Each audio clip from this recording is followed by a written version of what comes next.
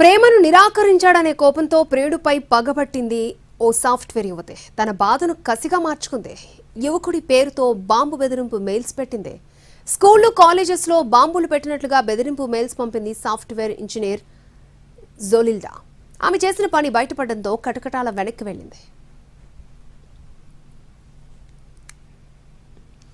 BA electronics చదివిన యువతి ఓ వ్యక్తిని ప్రేమించింది. కానీ అతను నిరాకరించాడు. దీంతో అతనిపై ప్రతీకారం తీర్చుకోవాలి అనుకుంది.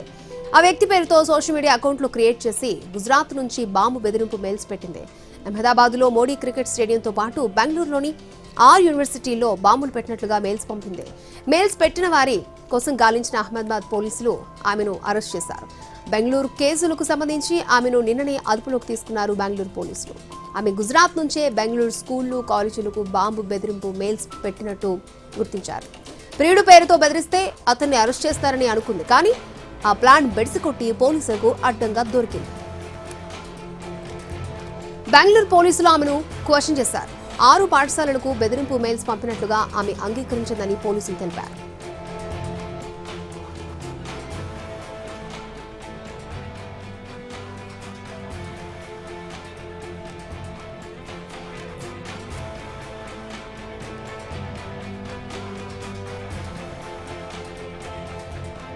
ప్రేమను నిరాకరించాడనే కోపంతో ప్రియుడిపై పగబట్టింది ఒక సాఫ్ట్వేర్ యువతి. తన బాధను కసిగా మార్చుకుంది.